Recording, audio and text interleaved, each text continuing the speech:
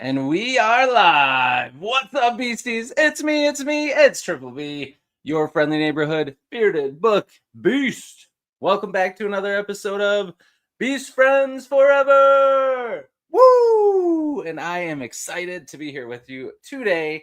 I have an awesome guest, one who has 3 BEA beautiful books with gorgeous covers that I cannot wait to talk to him about. He is an awesome indie author, but even more, he is an awesome person that I have really enjoyed getting to know, why we were scheduling this and figuring this out. And I'm excited for all of you to get to know him too. I'm talking about my friend, Dan F. Swinnen. Hello. Did I say that right? Good evening. Is it Swinnen? I haven't said it out loud. It is, yeah, it's Swinnen. So All right. You nailed it. Good. So everybody who is in the chat, we'll let you guys sprinkle in here. Feel free to ask any questions that you have for Dan, and I'll ask him. And also, if you're watching this on replay or live, Dan's books and his website are linked in the description down below. So definitely check them out. And I am going to pull up an image of the covers because I have book 1, but I did not grab it to showcase it to you guys. So Dan, while I am getting a good image of the covers so I can show everybody these, do you have physical copies with you? I do. Let's just do that. That way they can see it. Because I love those covers. I got to get books 2 and 3 to complete my set. So this is the cover for book 1, The Shape of Power. That's the one I have. Beautiful. Yeah, it's created. The typography and everything is created by my good friend Benoit Van Geel, who does all my graphic design. He's a really good artist, amazing friend. So that's awesome. Always love to shout him out. Mm-hmm. This is book 2, The Sparks of Dissent. It's the biggest book in the series. Yeah, as you can see, it's a little thicker. It's pretty hefty. So book 3 is actually on the way. So it went to KDP this week, and we should have it next week. Yeah. All right. Well, let me look that one up. And that one's called something with Shattered Sceptor. Right? Yeah, it's the Shattered Scepter. Such cool names you came up with. I'm going to ask you about that in a second, but let me find this so we can show everybody, because I love this cover too. All right, let's see.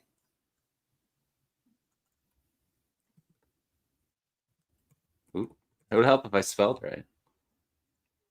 You could probably easily find it on my website, by the way. Yeah, that's probably easier. So tell us about why I'm looking this up. Just tell us in your words, elevator pitch, author's blurb. I know it's always your guys' favorite thing to do. Not really. People tend to hate blurbs. I don't know about you, but is it hard to write those or come up with them, like without giving too much away, but just giving enough away to let people know what it's all about? Yeah, it's a struggle. It's one of those things. I love to help my author friends write their blurbs because you have to be super economical with words and you have to really polish it. I really enjoy that process, but when it's for one of my own books, then I just feel like, oh, there's so much that I would want to put in there, but then that's a spoiler, and for sure, it's a challenge for sure. Oh, it is. But I'd say the elevator pitch for the Sparkgazer Saga is basically, what if you were the child of a famous rebel who did something that altered the course of history forever, and now you're carrying that notoriety and that stigma with you? Would that push you away from becoming a rebel, or would that fire you up to take action and to follow in your in this case, in your father's footsteps? So that was kind of the question that it all started with for me. Oh, man, that is good. It sounds awesome. All right. So before I show you guys the cover, which also on your website, it's got the cover for the novella too, which I'll show everybody that. I wanted to shout out a couple people that left us some comments in here. Mr. Roro is here, and he loves the covers. I agree. They are fantastic. And another awesome author, Timothy Wolf. What's up, man? Happy Saturday. Thanks for being here. And thanks to everybody that's hanging out. We've got quite a few people in here already. So we're happy to have you. So let me show you guys these beautiful covers. And remember how to, right here. Let's see if this works. Share screen.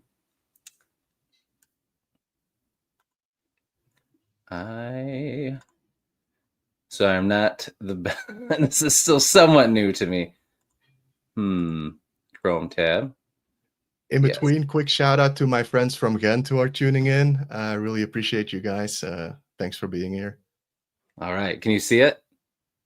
Yeah, I can see it at least. I don't know if it's up on the Nice. stream yet. It Okay. is. Yeah, I have the Yeah, stream yeah. open on the Okay. side monitor. Yeah, Nice. All right. So we got Springtide is the novella, right? Ooh, it look is. at that Yeah. little graphic you have that like Hey, bends the we're, image. we're doing See, some next level stuff on this website, right? it is a really nice website. Everybody should check it out. And you can also sign up for the newsletter right when if you click on the link in the description, it'll take you to the homepage where you can sign up for that, and Yeah. you get a free ebook through it, right? Yeah, for sure. So you get the novella for free regardless when you sign up. And I also do a lot of ARC giveaways through my newsletter. Like I really appreciate every single person who's on there, and every email I send out, there's something in there for you. That's kind of my premise. That's awesome, man. So yeah, here are the beautiful covers. Check them out, gaze at them, and here's Shattered Scepter. Beautiful covers, man. They just all look so epic. I just love them. Oh man, Absolutely. I appreciate that because it's so hard to choose a cover because they are so important. Like the saying, "Don't judge a book by its cover," is like complete nonsense because everyone judges the hell out of books by their covers. Oh yeah, for So sure. I yeah, know. I did have some nerves about that when we released them. So Oh yeah, you did great, man. And yeah, that is funny because that is like such a popular saying. But we all judge a book by its cover, you know. If you're your covers, let me tell you, if I was in a bookstore and saw those, I would be grabbing them just off cover alone. So well done. nice, I appreciate that. Yeah, we got some more people hopping in here. Let's see. You might know some of these people then. Here we got Bossy528. Greetings. Thanks for being here. Now is this Jane? I don't want to say it wrong. It's Yana. That's my wife. Yana. She's tuning in from the next Oh, room. nice. Good. All right. Well, that's awesome that she's so supportive, man. That's cool. Well, Yeah, thanks for being she's here. had to endure a lot of hours of me locking myself away in my office, you know. So Oh man. Well, that's a good woman then right there. All right, so everybody could see it good. Let's see. Julian is here. Love the first installment. Can't wait to dive into the rest. There we go. thanks for tuning CJ. in. Yeah, CJ is reading it right now. So that's awesome. Yeah, he's I've also a heard. great author himself, by the way. Oh, So everyone okay. should check out CJ's Yeah, work. check Yeah, out CJ Switzer. I definitely will. Um, yeah, I've heard really good things from the people that have checked it out, so I'm excited to read it too, man. It looks awesome. It sounds awesome. So, congrats on having all these books out. It's pretty cool, man. You're living the dream. Like I love doing this, but my dream is to eventually release a book and write too. So, you are inspiring to all of us that want to do it because you're rocking it, man. I appreciate that. And if you know if you really want to get out a book, just go for it. It's a super fun process. It's really fulfilling. So definitely Yeah, go for it. awesome. All right, so we talked about those sweet covers a little bit. The other thing that I really love about your books are the titles. Like I feel like the titles just are so catchy. I'm sure they have something to do with each book, but did you strictly come up with it from stuff in the book, or did you come up with the covers ahead of time before you even wrote the books? How did you come up with those catchy titles? So I did the titles as the very last step in the process. Okay. Not sure if I will repeat that, but I think now it worked out because I took something from each book and I kind of tried to put them in a similar format. So they all start with a word with an S, and they have like Okay. a similar Oh yeah, structure yeah, to yeah. them. Yeah. Yes. So that's kind of what I was going for. So the first one, the Shape of Power, that references the magic system, which is based on Shapes of Power. Then the magicians are called Sparkgazers, so that's where the Sparks of Dissent I came love that. from. Mhm. And then, not to give away too much, but like the big bad evil people are go by the Sceptor, so that's where the Shattered Scepter came from Okay. for the last book. Nice. Ah, it sounds awesome, man. That's very cool. Um, so you have three out. Is it just going to be a trilogy, or do you have more planned for the series? So this will just be a trilogy. Okay. So the Shattered Scepter is the finale of the series. It ties up all loose ends. And for my next series, I'm working on a completely different fictional universe. So Oh, nice. Okay, I was going to ask. That was my next question. What's next? So something totally different. Is it still in the fantasy sphere or a different oh, genre? Or 100%. So my thing is I call them epic fantasy adventures. So nice. I try to make it epic fantasy, but also with an adventure-y kind of vibe to them. And I'll just be doing that. So I really want to perfect that because that's what I enjoy reading, and that's what my wife enjoys reading. Nice. So for me personally, if I can do something that I would enjoy reading, then I feel like I succeeded in my goal. Yeah, that's good. I feel like that more and more I hear that from authors. Like they write something that they would want to read or write something that they want to read but can't find. And it ends up going really well because I think if you try to write for what you think will sell or what you think people want, then it doesn't have that same like heart and passion in it as if it's something that you enjoy writing yourself. So that's good. Yeah, true. And there's also the concern I think that a lot of people have. There's so many books out there. Oh yeah. Discoverability is a challenge. Hmm. So if you're unsure of what kind of reach you'll be able to get, it's the most fun to do something that you enjoy and that you are proud Yep. of. Because I feel like let's say these books don't do well, at Hmm. least I feel like okay, I did something that I really wanted to Yep. do. Yeah. Whereas if I write something that I'm not really into just because I think it might be popular, uh, for Right. me that's not what I want to do. So Right. Yeah, you have something that is always going to be there that you're proud of and that you enjoyed making. So I think you did it the right way for sure. But with those covers, man, it's only a matter of time. Those things are gorgeous. Um, all right, CJ, I agree, and he would know. He's got a pretty sweet beard himself, but we are hell yeah, representing with the beardliness. It's going for good. sure, for sure. Okay, so how take us through a little bit with your books because I remember when I first talked to you and I wanted to get into book one.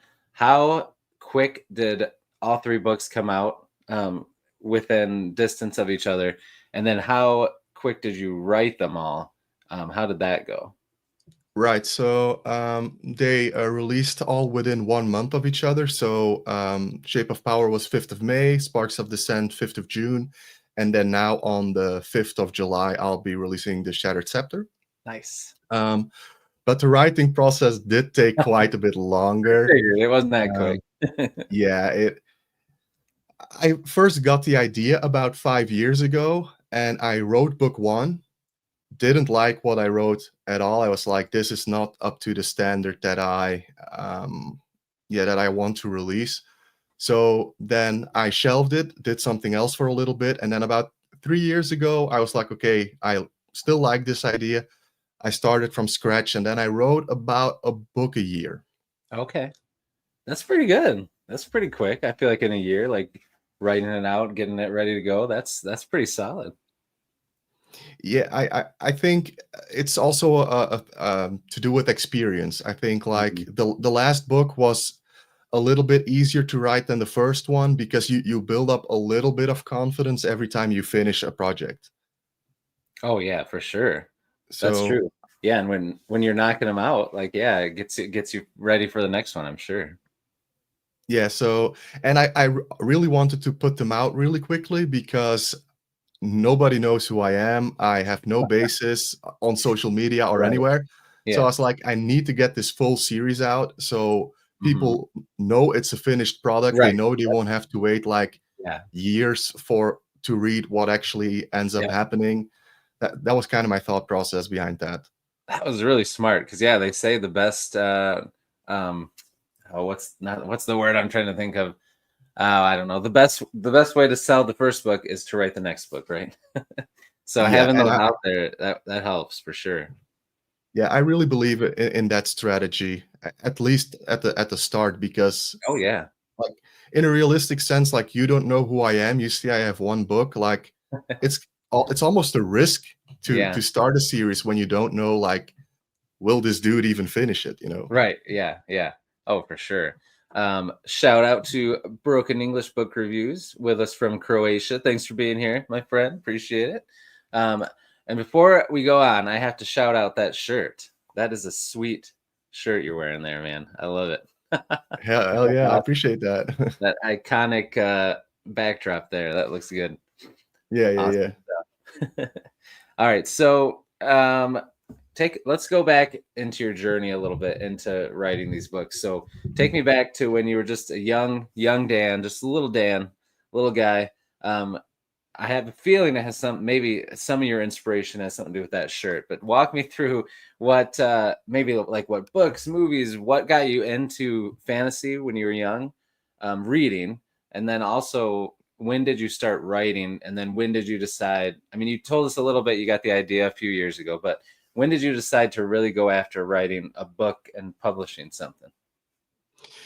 Right. So it was quite a journey. I loved reading from a very young age, and I started reading like all the classic millennial fantasy books. So even with everything that's happened recently, I can't not mention Harry Potter. Like, Oh yeah, no, I get it, man. as Same. as a kid, those books meant a lot to me. They were a great escape, and Yeah. uh, I started when I was like, I'd say like 9 or 10. I would write like Harry Potter fan fiction because I just That's wanted awesome. to. I wanted to do the thing that I enjoyed so much to read. So Mhm. I was writing a lot of small stories, also doing some like um, Lord of the Rings ripoffs that were like just blatantly formulaic ripoffs. Oh man. But I was just sitting behind like we had like an old family computer that no one was using anymore, so I could put that in my room, and I was just like typing away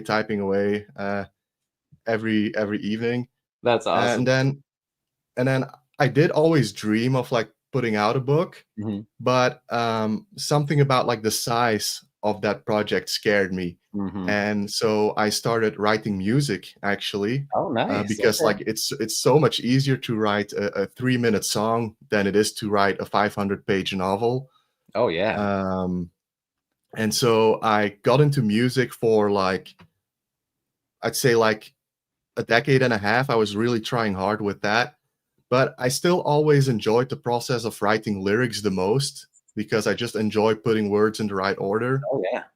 Um, and then, yeah, a few years ago, I'd say like 5 or 6 years ago, I was dungeon mastering some D&D campaigns for my friends. I was gonna say we got shout out to Dungeon Master Aaron Jam right here.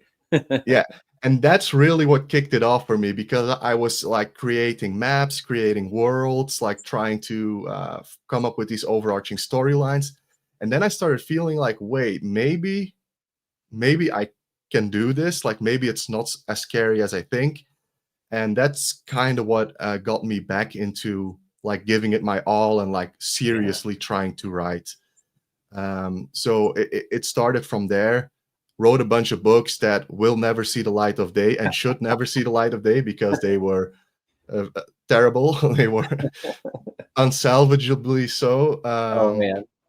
But yeah, once I built up enough confidence from those throwaway books, I was like, okay, now I'm going to do the best I can, and I'm going to uh, indie publish this first series. Um, there was also never a question of going for traditional publication Mm. because I was always playing music in like the punk scene, and the DIY ethic is like all over that thing. So Oh yeah. I was just used to if I want a band shirt, if I want to put Yeah. out a record, we were doing all of that ourselves, like me and my friends from my bands.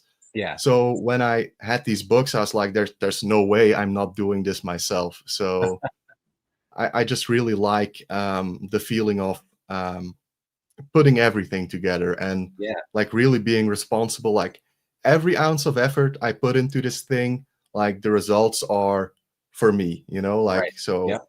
I'm putting in the effort and I'm getting the results. And that's just how I enjoy working.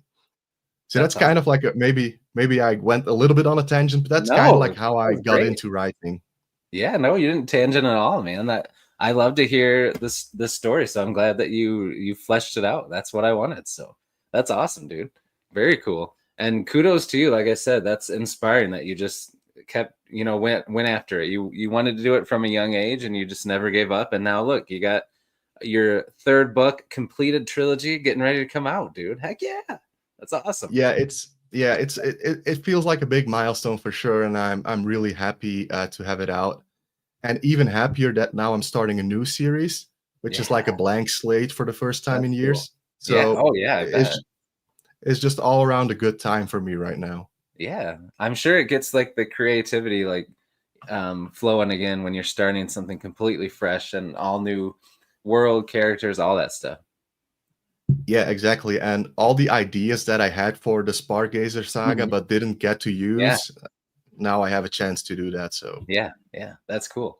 I'm guessing this must be a relation. Is this like a brother or cousin or something? yeah, that's my brother. That's what I figured. He's Now, he's awesome. Is that a nickname? How do you pronounce that? Dake. What does that mean? I'm from Flanders, Okay. but like from a specific region in Flanders, and we have this thing where we put "k" behind the name. So your name is Chris, you would be Krikke.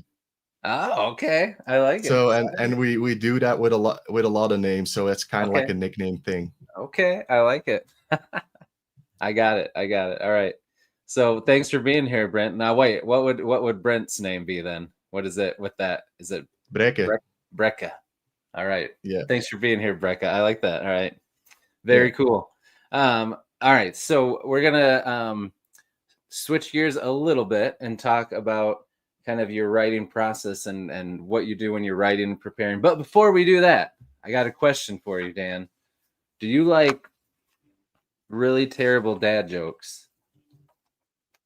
For sure, for sure. All right. Then let's see. I got some for you here. All right. So I got these are really bad. All right, I got two choices for you here. Do you want to hear one about a zombie or a vampire? Hit me with a zombie. Okay. Why didn't the zombie go to school? No clue.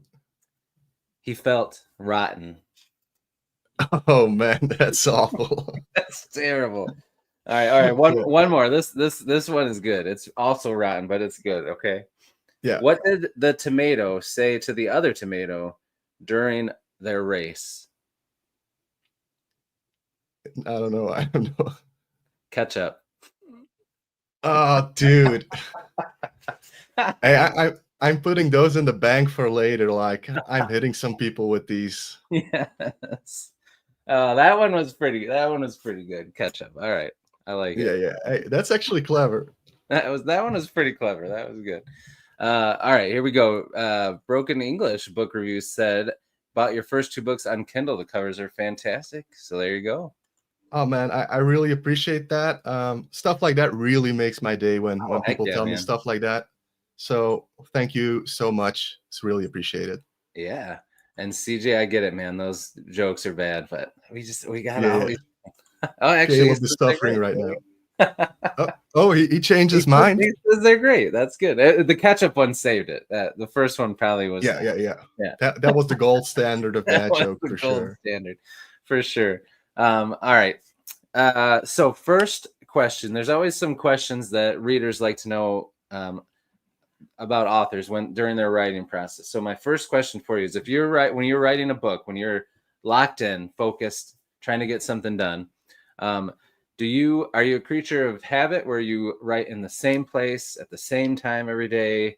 You set weekly or daily goals, or do you just write wherever, whenever, and you just are like, as long as I'm writing every day, it's going to get done? Or are you somewhere in the middle? Like, where do you fall on all of that? I'm personally very big on habits and discipline. Okay. I really try to write same place, same time. I also do writing sprints. So I set a timer and I keep a spreadsheet of how much I did for every sprint. Okay. So I'm kind of competing against myself, and I have a way to gauge how the day went. Yeah, that's cool. I've never heard that before from an author. So that's pretty neat. I like that. Yeah, for me, that really helps because what I sometimes have, I don't know if that's a common thing, but my books are pretty long. and it can really feel like you're not making any progress. If you're Oh like yeah. in the middle of a 500-page book and you write Yeah. 2 pages, it's like a drop in the bucket. Yeah. But then when the spreadsheet tells you like, okay, we are making consistent gains, that like is like a good benchmark of saying like, oh no, we're still making progress, even though it doesn't quite feel like it right now. So that's why the spreadsheet personally helps me. Hmm. And then for editing, I do very long binge edits. So I'll Okay. just set aside a weekend where I don't have to do anything, and I will just do like a crazy amount of hours in one weekend, because I really want to get as close to the reader experience as possible to see how the book flows. Hmm. Because when you're writing, let's say I work on a chapter for a few days and then on the next one, then I'm not really getting that experience of how does this chapter lead into the next one and the next one. So when editing, I really want that experience. I want to go through it quickly. I want to kind of feel out like where's the pace where's the pace at with this, Hmm. because that's harder to estimate when you're still drafting, or for me it is at least. Okay. No, that makes sense. Okay. Very cool. Well, I like that. So now when you're doing that spreadsheet thing, if you see that you did really good one day and then the next day you did not good, like it doesn't ever get you feeling like defeated or anything, or does it more pump you up where you're like, all right, why didn't I write as good this day? I got to figure it out so that I can hit what I hit that other day. Like, is it more like a positive thing, or does it ever make you feel kind of like, ah, Oh, for sure. There's like days, sometimes weeks, where you feel kind of blocked, and you have like a character will need to open a door, and I'm just sitting there like, oh, how are they gonna open this door? Like, how do I put that into words? Like the most basic stuff. And yeah, sometimes it feels like you're treading water, but that that has gotten better with every book I wrote. So okay. when I was writing those first books that will never see the light of day, I suffered from that very badly. I would get like completely stuck and demoralized. But the further along I go, I kind of have like this baseline realization of, okay, I go through this with every project. Mhm. This is par for the course. Sometimes I will be so deep in it that I forget, but then Yana, my wife, will tell me like, look, dude, every book there's this moment. You say this every time, you get through it every time, Yeah, and then I'm like, okay, yeah, sure. that's And good. and She it also reined you helps back if you, in. yeah, and if you go back through the spreadsheet and you see those highs and lows, Mhm. then you kind of realize, oh, it's part of the process. And That's true. Yeah. yeah. Yeah, that's actually, I didn't think about it that way, how it could be super positive that way. Because, yeah, if you're just going off one day to the next, you're like, oh, I didn't write as much today as I did yesterday. But if you can look back at that and from book to book, because do you keep like one spreadsheet for each book, or do you just have like I just have one long one. just one long one? Okay. But you can Yeah, look back and see like from book to book, it's just part of the process. pretty much. Yeah. That's good. I like that. All right. So before I ask you my next question, Broken English Book Reviews had a question. He had just bought your first two books, so he wants to know what can he expect when he starts reading your books. The covers do give that epic vibe. So would you say tone wise, is it more like classic epic fantasy? Is it more like a darker epic fantasy, modern epic fantasy? Or is it not epic at all? I guess I shouldn't keep saying epic fantasy, but Right. what would you say? So yeah, so I'd say it's an epic fantasy that kind of has like a Brandon Sanderson-esque tone to Okay. it, where he's more modern in his use of language. So Yeah. don't expect me to describe trees and valleys and rivers like Tolkien really likes to Yeah, do, yeah, yeah. which gives the book an epic scope. Like I'm not Right, knocking yeah. that at all. I really enjoy that, Yeah. but it's more like action. I try to Love keep it. my prose action driven and a little bit simple. It Yeah. is multi POV. You do get to see like a whole world, and the Nice. stakes are epic fantasy level high. So it's basically victory or death. That's like Oh, the stakes. okay. Um, and I'd say what you can expect is it's like there's a lot of adventuring going on. It has some role-playing vibes in the sense that you have this party with different characteristics and skill sets and all that. And what I really try to do is I try to make sure that every chapter has like the story moving forward. Mm-hmm. Do I succeed in that every time? I'm not saying that, but that's what I try to do. So I'd say expect an epic fantasy with some darker elements. I do go into like dark social themes, but overall I try to keep the story uplifting. Like the end conclusion, I try to be uplifting. So even though things get dark, I hope that I can deliver a positive message that can resonate with people in the end. So yeah, I hope that answers your question, Broken English. That was a great answer. That sounds good, and I'm glad that you asked that because I should have asked that earlier. So that was a good. That was good to hear you describe kind of the tone and stuff. And that's actually my favorite thing to read now. Like, I love classic fantasy and stuff. We all love Lord of the Rings. It got us into fantasy for a lot of us, but I do love that more accessible prose and that focuses on the action and moving the story forward. It just can be such a quick read, and so I love that that's how your book is. So I'm looking forward to it.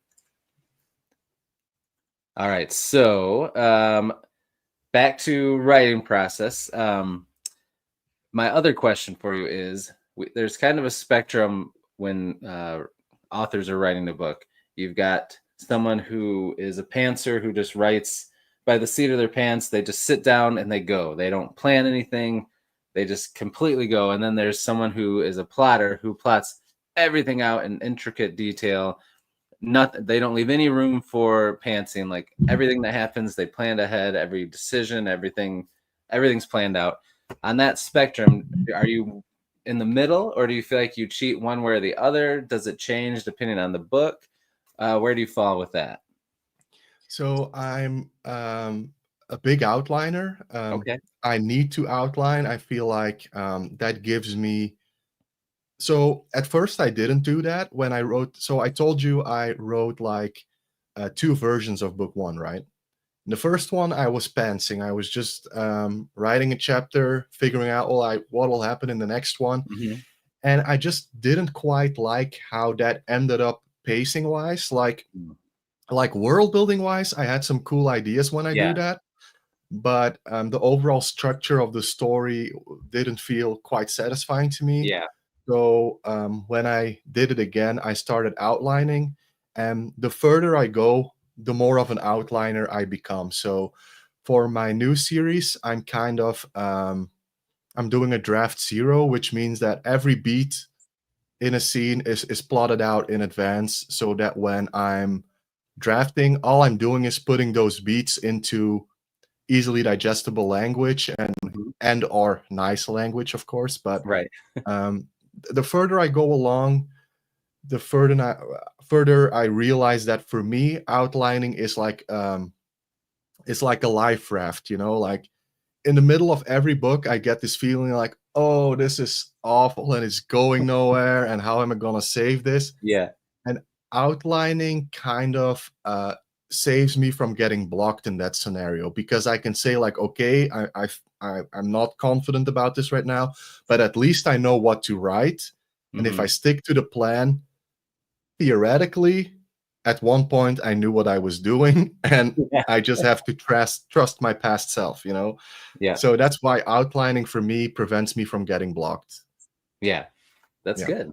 That makes sense. Have you, when you outlined a book, while you're writing it, have the characters caused you to change like events, or maybe like has a character been more of a side character, but then you're like, man, they need to have some more spotlight on them during the book? Or has a character, maybe you planned to kill them off, but then you decided they had more story left? Has anything like that happened while you're writing, or has it stuck pretty good to your outline?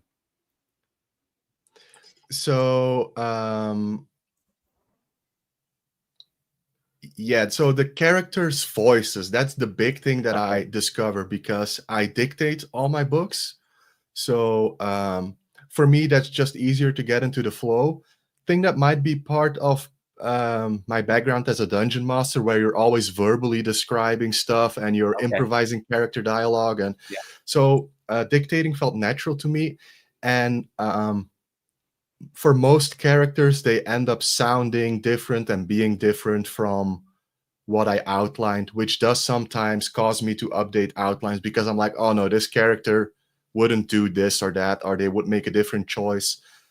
So it's mostly in the characters where I really want to have a natural feeling, and I want to follow like how they feel in my brain, Mhm. kind of.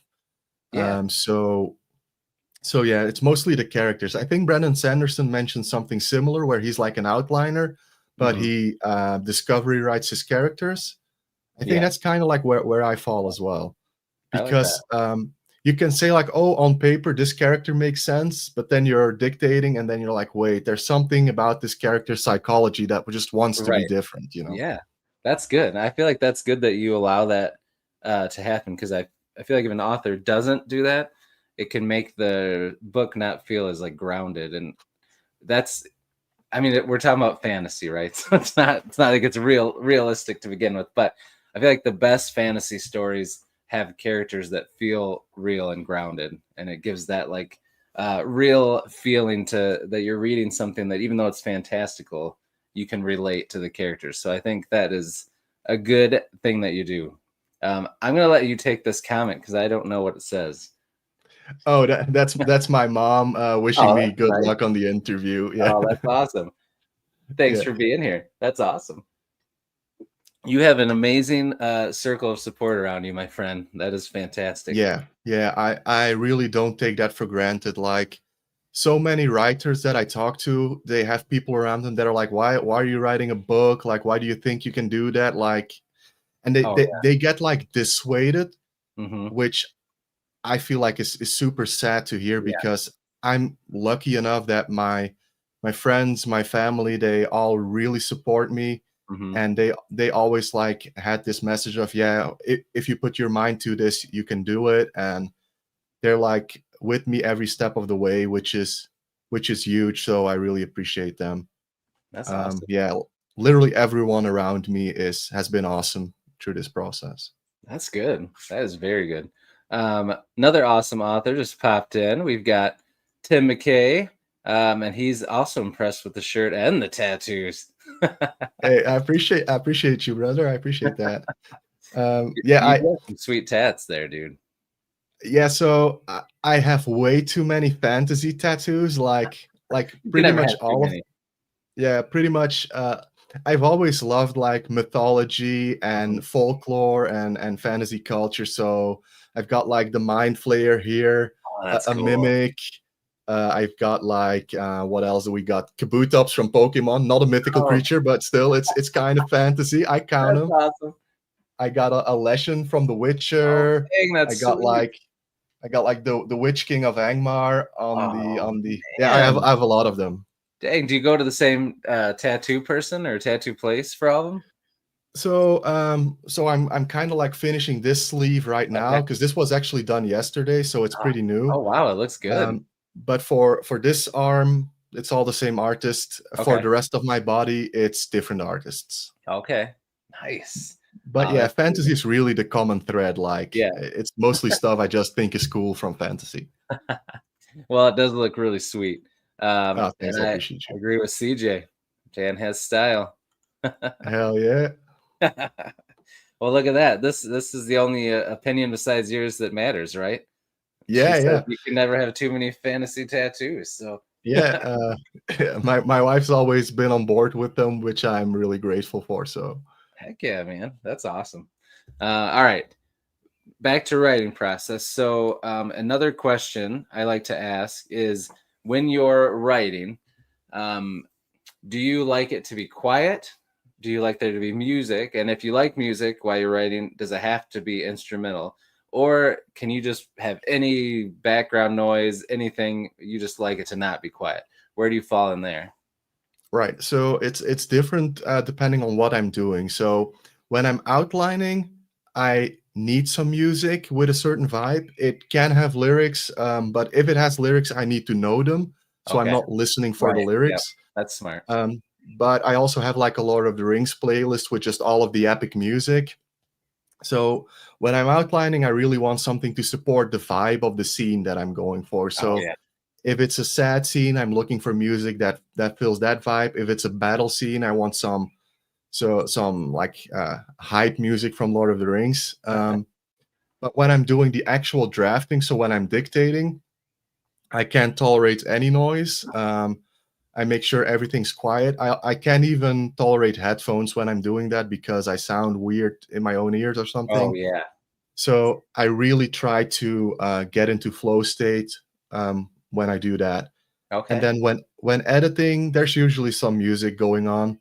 What I'll often do is I'll just have one song, like just the one, put Yeah. it on repeat, and it'll be on repeat for hours. Oh man. Uh, and it's kind of like the Rocky montage where you have Yeah. like the looping theme in the background. Mhm. That's kind of the vibe that I like to have.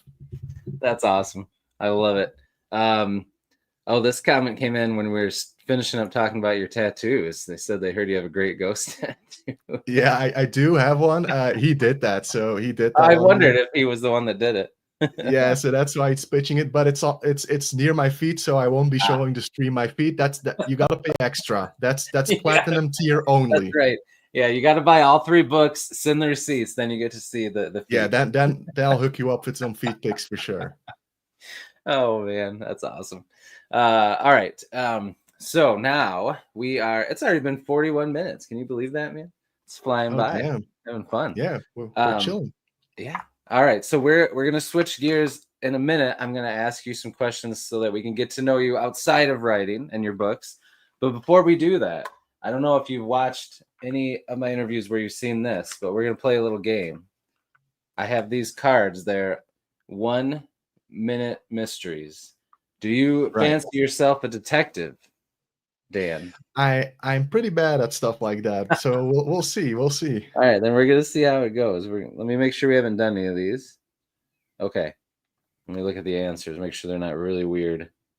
Okay, I think these. Let me see. Maybe this one.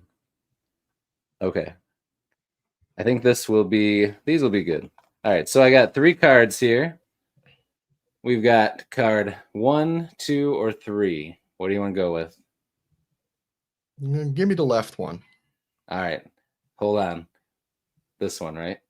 That's the one. Yeah. My right, technically. Yeah, I had to make sure you're left. Okay, got it. Okay, so it has a case, and then it asks us the mystery to solve. And then there are some clues that I can give you, but as we go through the clues, as you get closer to the last clue, they get a little more obvious. So I'll give you those like one at a time when you ask for them.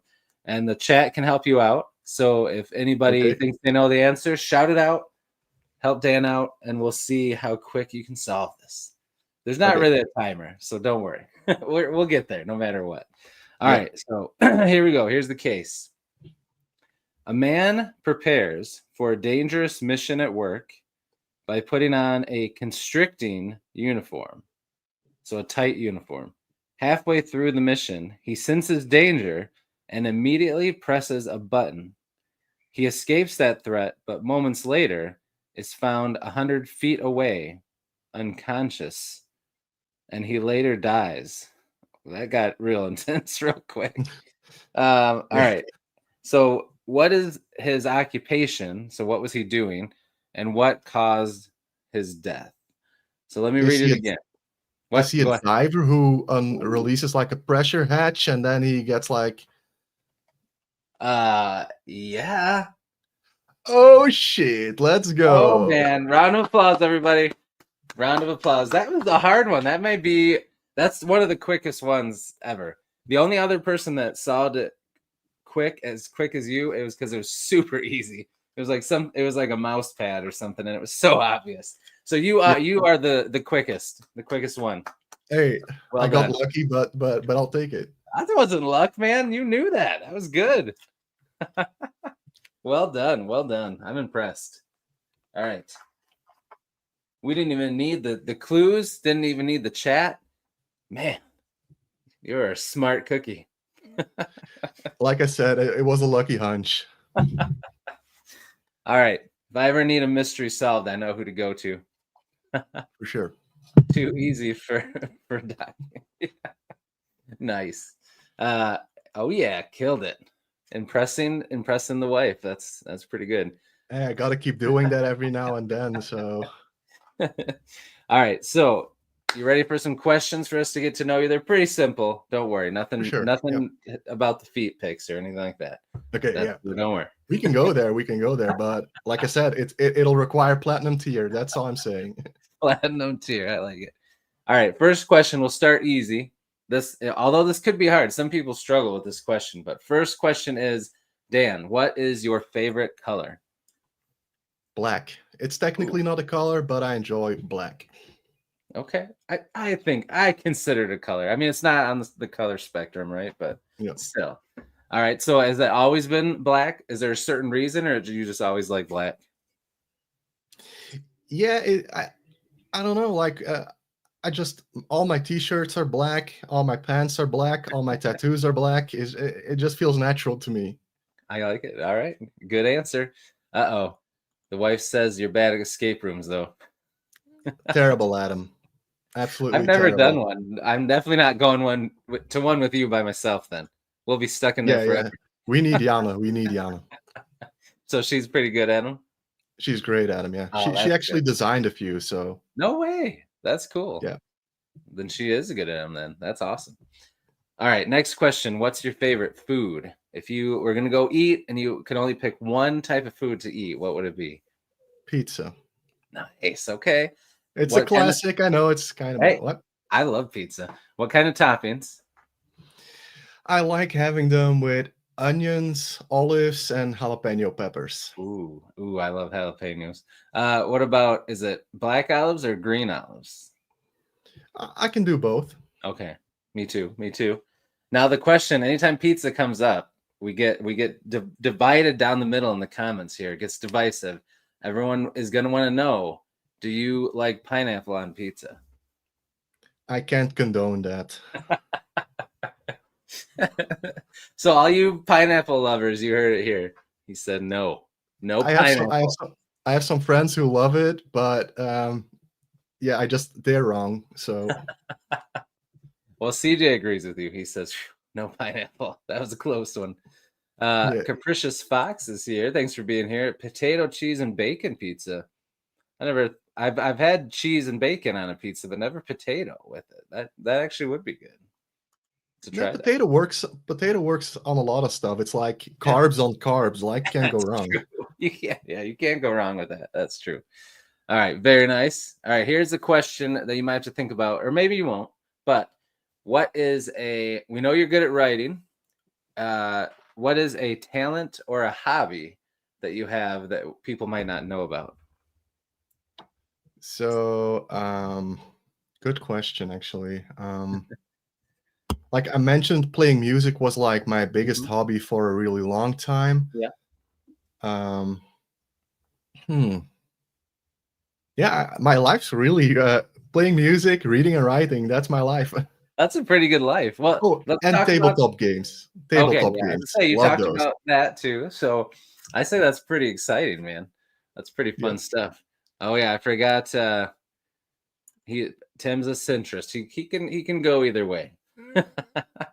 Everybody needs to stop fighting about it. I know I stirred the pot. Yeah. I don't think your friend here though says if pineapple's wrong, I don't want to be right. He's one of those people I mentioned. I figured. Oh man, that's good.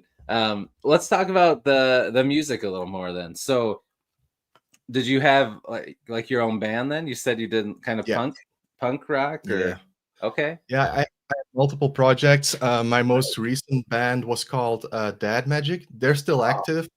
But I chose to focus on the writing and they replaced I mean I quit and they replaced me, but they're kicking ass. So if anyone likes like some rough around the edges rock and roll type music, check out Dad Magic. It's a D&D meme band name, so it has a fantasy tie-in. That's cool. And, the first EP that we recorded was called Vicious Mockery, which is a D&D spell as well. So yeah. Oh man, that's cool. All right. I think your mom is saying something again. We'll make sure you see it. Oh, right, yeah. She's saying a lot of people want a signed book in the family, so I need to Oh get yeah, signing. So, hey, I mean, a lot of I'll people. take it. Yeah, Yeah, I think a lot of people want a signed book in general from you, man. So you better get that signing hand ready. yeah. My handwriting's terrible, so Well, it works good for a signature, though. Maybe not if you yeah, have to like write something to them. That part might be rough, but the yeah. signature that Well, works. yeah. Um, I'll need to do some practice, but yeah, yeah, oh yeah. You might have to have like a little thing you can stick on there for whatever you're gonna say to them, but then sign it. yeah, Uh, yeah, for sure. Remind everybody who your artist is of your covers. Right. I know you So mentioned at the beginning. I actually used three different artists who sell licenses online. So the artist of each is in the front cover. Like I Oh, don't nice. know their names by hand because they are stock art. Like I spent like weeks like trawling all the online websites where people sell licenses to their art, Oh, and I yeah. just chose three that looked great Oh, to nice. me. Okay. Very cool. Yeah, I shout them out in the books. But Broken English, if you're interested, I can send you like a DM later with all three artists. Nice. There we go. All right, here's another one that you're gonna have to help us with. That's actually my good friend and a fellow author, Ooh, Yanuka de Beer, okay. who has written a book called Madrigals, which is an awesome sci-fi book. Nice. Definitely check it out if people like sci-fi stuff. She's a great writer for sure. Very cool. We need some more sci-fi. I love it. All right. What was the name of your first band? Do you remember? The first band It's you ever called did? Yeah, it was called The Adjectives, Okay. and I love it it. was like one of those Ramones punk bands. You know how the Ramones started like a whole genre, and Mhm. all of those band names are like an adjective, and then a noun. So like the Groovy Goalies Oh, yeah, yeah, yeah. are like even Smashing Pumpkins is kind of something like Yeah, that. that's true. Yeah. So we just cut out a middleman and called ourselves The Adjectives, so we didn't need an adjective. Yeah. I like But it. I was like 16, so the band was literally terrible. I mean, it wasn't terrible. I'll say it was medium. Yeah, yeah, yeah. Okay. That's awesome. Oh, yes, and then earlier you had mentioned who Yeah, did the cover design. Yep, yep. yeah. He does all my typography, all my graphic design. If any authors need like any promotional materials, Benoit's really your go-to guy. He's great at what he does. Oh, yeah, he did a great job on those for sure. Yeah, All right, so another couple questions about first. Let's see if you remember these. Do you remember what your first job was? yeah. I was cleaning a public pool. Okay, all right, nice. I How did saw how did some that go? stuff. I was gonna say, did you see some things? Yeah, yeah. The mind will never forget. So my aunt worked there, and she's Uh, like, "Oh, we need people to clean the pool." And I was like, "Yeah, sure, I can do that." And then I worked there for like 9 years or something. mhm. So I Oh, worked there geez. for a really long time as a Hey, yeah, you student. did. Um, so it was good. Honestly, I feel like everyone should do a job where they have to clean up other people's filth because it really gives you more respect for the people who clean public spaces. That's true. That's a good point. Like I never did any littering because I'm like, I know some poor guy is going to be here like with like a stick, like getting rid of all this stuff later, Yeah, you know? So yeah, that's true. That's a good perspective. I like it. What was your first car? Do you remember your first car? I still have it. Oh, you do? It's like Skoda. Is that a brand in the US? Oh, I haven't, maybe. I don't know all the brands. I haven't heard of it. Skoda? It's Yeah, it's like a cheap but reliable brand that people Okay. have in Europe. Um, Skoda. I think it's probably Eastern European in Oh, yes. background, but I'm not a big car Okay. guy, so I'm not sure. Yeah, me neither. What kind of Skoda is it? Let's see if I can It's a find a picture. roomster. It's a roomster, so Ooh. it has a lot of room in the back. Oh man, okay. What year is it? Oh god, like couldn't tell you like if my life depended on it. And that you still have that first car? Yeah, we've had it for like I think like 7 or 8 years, and before that I was a student, so I didn't have any car. Okay. That's crazy. So does it look kind of like this? That's exactly the one. It's a darker gray one, but it's exactly Okay. that car. Yeah, There you go. The there it Skoda is. Rooster. That's My interesting. my Okay. modest four-wheel horse. Hey, I like it. Gets the job done. There we are. That's awesome. All right. Next question.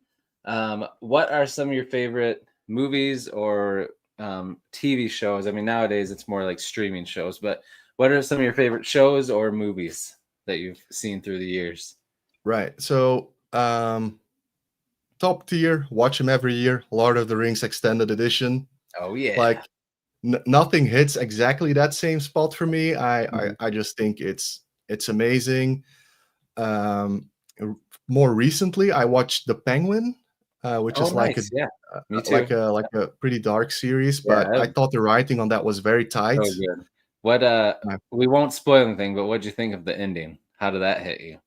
That was Oh rough. man, I had some processing to do, Yes, for me sure. too. Yeah, Gosh. Yeah, the yeah, writing in that show is so good. It just took you on a roller coaster, man. Ooh, yeah. so good. And then also a recent one, Shrinking.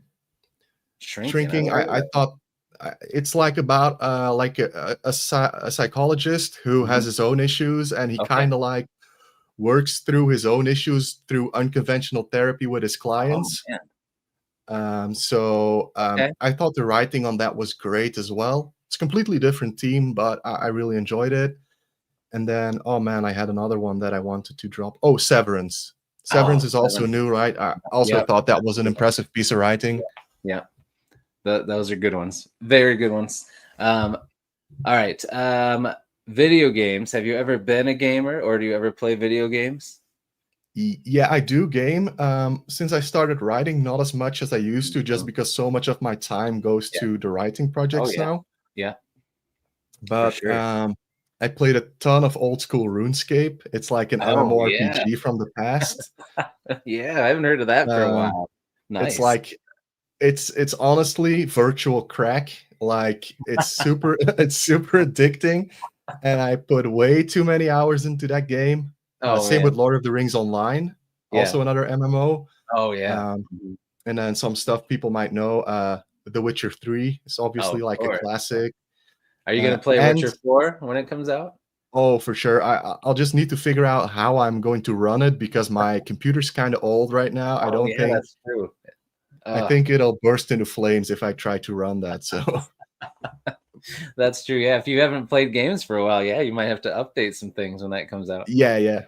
And then I know I'm a 30-year-old man, but I love the Pokemon games. I've played most of They're them, awesome. Yeah. and I will play them until I'm yeah, I'll play them until I'm old. Like Oh yeah. I don't give zero Oh heck can't yeah. say the word, but you Zero know, zero apps, right? yeah, yeah, Those yeah. those games are awesome. And yeah, I mean, do you have any kids yet? No, no. Okay. My So my there's still a son. lot of time. Oh yeah, you're a young man. You got time. My son really got into Pokemon, so that was cool to watch him play them, like, and then get Yeah. him into some of the old ones that I played when I was a kid. So that was pretty cool. Good Honestly, fun. that's like that's one of those things with the Pokemon community that I really like. Like I went to a few conventions and tournaments where they're playing both like the video games and the card games, and seeing like it's usually fathers and sons. Like Hmm. there are like entire families there, but usually it'll be like a father sharing it with his son. Oh And yeah. I just always think like that must be such a good experience to have that hobby that you can do together, right? Oh yeah, it is. It's awesome. It's very cool. And he's starting to finally get into like fantasy sci-fi stuff. So I'm like, all right, now I can show him Lord of the Rings, Star Wars, all the things. Um, That's awesome. we got a little stuff going on here about RuneScape. So your one friend joked about this, and then I don't know what your brother said. Yeah, they're in a He said, rating "Don't group. call me out." Yeah, they're in a rating group, and Okay. yes, one of the people isn't playing as much as the other person wants. That's why they're calling him out. I gotcha. It's some Nice. beef. We got that. I heard that was a good show. Have you heard of the show Beef? I have not. No, I heard it was really good. It's got did you ever watch Walking Dead back in the day? Right. Yeah, It's yeah, got Walking Dead, yeah, for yeah, sure. it's got the actor that played Glenn. He's in Beef, and Oh, he's got okay. beef with some lady over some I don't know. My son watched it and said it was really good, but I don't know. I'll have to check it out. All right, so let's bring it back at the end to books. So I got 3 questions for you about books. So first question is, what was the last book that you read? It's the Witcher comics omnibus. So I'm gonna Oh, count it because I count comics as oh books. heck That yeah, me too. I was reading that today. Oh, nice. If we are talking about like books like prose books, I'm reading Jasmine Young's series, Realmbreaker, I think it's called, Okay, nice. which I thought was very impressive in the writing. I'm not through book one yet, Okay, but I'll definitely get there. I really liked what she's doing there. nice. Okay, very cool. And comics definitely count. That's cool. So you is that omnibus? Is there more than one omnibus for the Witcher comics, or is that I everything in have one? I bought two of them at the same Okay, time, so I know there's at least two. I okay, am not sure if there'll be a third, okay. but it's a great IP for comics because the world is so vivid, right? Oh yeah, that's awesome. I haven't read the books or the comics, and I want to because I love the game and the show, but or at least early on in the show. Yeah. But yeah, have you read the books at all or no? Yeah, yeah, I read them. Okay. Actually, that's a interesting story. So, after cleaning at the public pool, they Oh yeah. promoted me to selling tickets. And Oh then when nice. it's a rainy day, no one shows up, and they Oh allow yeah. you to read as much as you want. Sweet. So I had like a stack of Witcher books, and I think I went through all of them in like one work week or something like Oh that because dang man. it, there was like thunderstorms, like nobody's going to swim in a Oh thunderstorm. yeah, that's So I pretty was just sweet. yeah, I finished them all very quickly.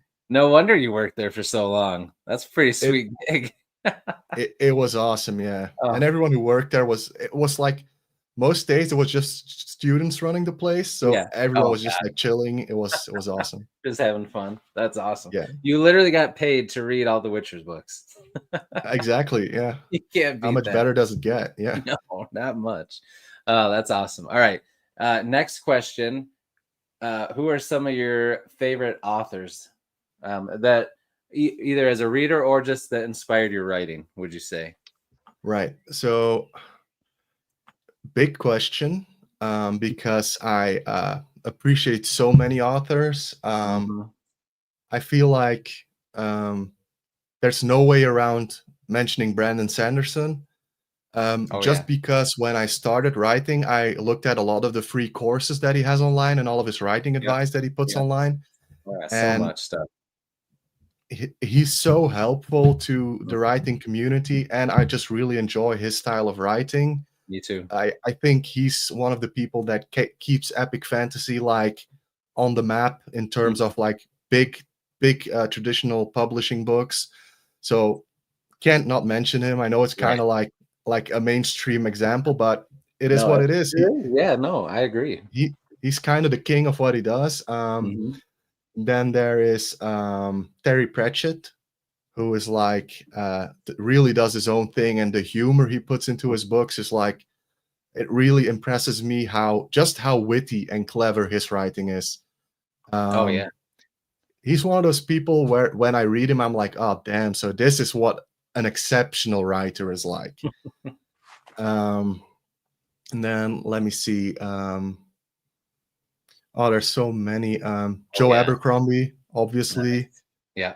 Um, oh, Josiah Bancroft. He's a little bit. Nice. He's also Yeah. pretty well known Yep. in the Yep. space. I really enjoy what he does. And then yes, Stephen King, just because of his ethos behind writing, like he's been so prolific throughout his career, and he's just one of those people who's like, okay, I'm just gonna consistently drop. He doesn't go exceptional every time. Definitely not saying that, but he's like Yeah. so consistent with it. Oh, yeah. Yeah. And aside from like genres and like the reading experience, Mhm. I really admire authors who combine like the craft and the art side of it. Like, who, for me, writing is also kind of a craft. Like, I think a good writer should be able to consistently put out quality books, and Stephen King is like one of the people who really does that, you know. That's good. No, that's great. All right, final question. So, as an indie author who's trying to get your name and your books and everything out there, who are some other indie books or indie authors that you've discovered and enjoyed that you think are hidden gems, ones that people should check out? Right. So there's my buddy CJ Switzer, who was in the comments earlier. I think he's doing something really cool, and I kind of have had like a look behind the curtain of what he's planning with his epic. So I think he's really someone to watch. Um, let's see, my friend Yanuka the Bear, who I mentioned, is also like her voice. Like if you like authors with a strong voice, Yanuka really has like a super strong voice, super flavorful. All the characters just like sound different and interesting. And she'll also just straight up turn the format upside down. She has like a few, I'm not giving away too much, but she has like characters whose brain just works fundamentally different from a human brain. Okay. And she'll format their dialogue differently on the page. So you really get into that, which I was really impressed by. Um, let's see, Ryan Cahill is someone I look up to in terms of how he's built his empire so quickly Oh yeah. and how he's managed to like capture a large audience. I really like respect that. And then Jasmine Young, who I mentioned earlier, she's also mostly indie, I think. Yeah. She's great. She's someone I really look up to because I feel like she's trying to do something kind of like similar to what I am style wise, Hmm. and seeing her do so well is really like, um, yeah, it really pushes me to get after it, you know. That's awesome, man.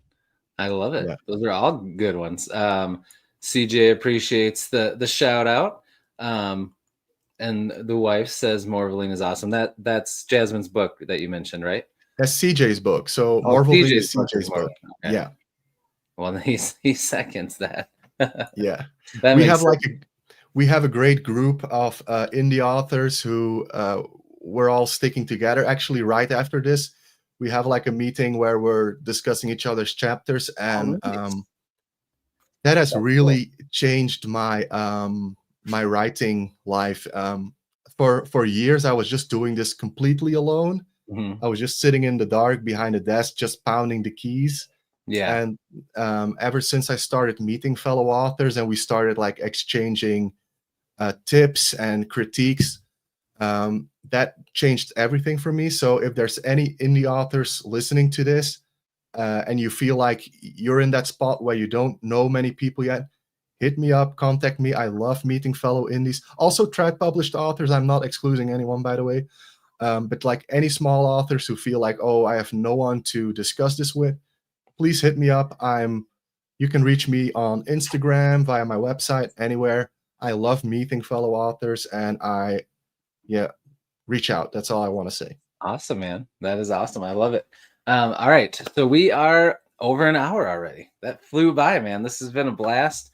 I think we'll wrap it up here. I got to get a kid from a party. I got to take a kid to a party. That's what you have to look forward to when you have kids some days. Your time is Yeah, not your own ever.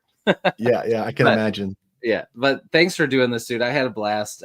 Everybody, again, Dan's website and his books are linked in the description down below. Check them out. And before we go, I'll give you the floor if you want to shout out your books or talk about anything you want. The floor is yours, my friend. Right. I have one thing. Anyone who watches this, be it now, be it in the future, if you're interested in what we discussed, if you're interested in my book, send me an email, say Chris sent you, and I'll send you The Shape of Power for free in digital version. No Ooh, all questions right. asked, no strings attached. So, and that offer is valid indefinitely. If you say Chris sent you, 2 years from now, you're still getting a free book. Nice. And then I will. Is your the way that is your email on your website that they can reach out to you Yes, through? Okay. but it is dan.f.swinnen gmail.com, or Okay. you can use the contact form on my website. Excellent Perfect. question. I forgot to All right. mention that. Yeah, that's okay. I'll add it in the description after this so that people can do that too. All right, awesome, man. Thanks everybody that's in the chat. You guys were a great chat, and it was awesome to see all of your family and friends here to support you. And it was cool that I got to see them in there and meet them in a way. Yeah. So thanks for being here. You guys were awesome. And everybody watching this on replay, we appreciate you as well. Everybody have a fantastic Saturday, and I will see you in the next interview. And until I do, as I always say, devour your TBRs, be brave, be beautiful to one another, and be beastly. We'll see you, everybody. Take it easy.